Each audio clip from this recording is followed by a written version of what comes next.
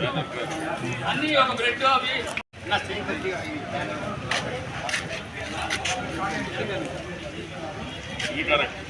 అట్లా డ్రాయిగా పైసలు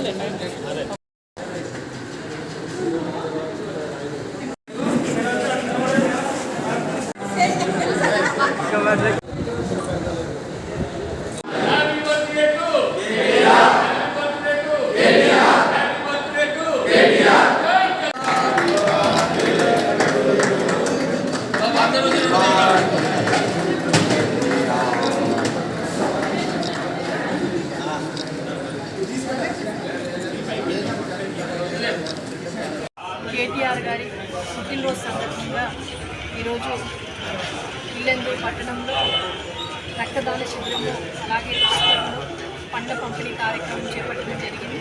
ఇందులో టీఆర్ఎస్ పార్టీ శ్రేణులందరూ పాల్పంచుకోవడం జరిగింది.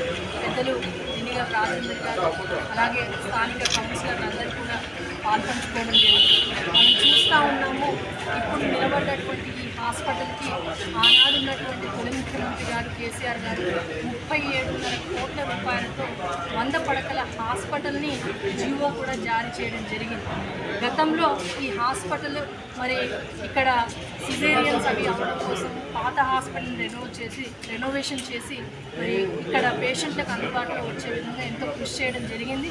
నేను ఒకటే కోరుతా ఉన్నాను, మరి ఏదైతే మరి ఆనాడు కేసీఆర్ గారు, కేటీఆర్ గారు, హరీష్ రావు గారు ఇక్కడ ఇల్లెందు పట్టణ ప్రాంత ప్రజలకే కాకుండా చుట్టుపక్కల ఉన్నటువంటి గ్రామాలన్నిటికీ కూడా దాదాపు 50 కిలోమీటర్ల రేడియస్లో ఉన్నటువంటి ఈ హాస్పిటల్ ఒక్కసారిగా డిస్టిక్ హెడ్ క్వార్టర్లో కూడా లేనంతగా 800-900 ఓపీ ఇక్కడ పెరగడం జరిగింది.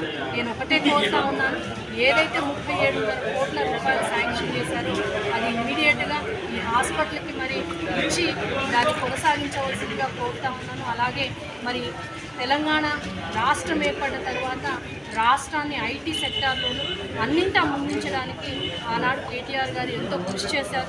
మనం కూడా చూస్తూ ఉన్నాం, తెలంగాణ నినాదం అనేది లేకపోతే తెలంగాణ రాష్ట్రానికి ఎంత అన్యాయం జరుగుతుందో మన కేంద్ర బడ్జెట్లో కూడా మనం చూసాం.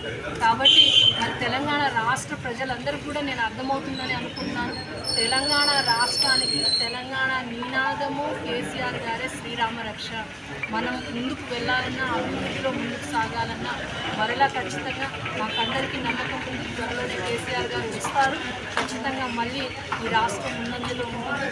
ఇల్లెందు నియోజకవర్గం తరఫున మా రాష్ట్ర మాజీ మంత్రివర్యులు ఆనాడు ఐటీని నిలబెట్టినటువంటి వ్యక్తి మన కేటీఆర్ గారి జన్మదిన శుభాకాంక్షలు తెలియజేస్తున్నాను. వారెప్పుడు భగవంతుని ఆశీర్వాదాలతోటి నిండు 100 ఏళ్ళు సంతోషాలతో ఉండాలని మనస్ఫూర్తిగా మేమందరూ కోరుకుంటాం.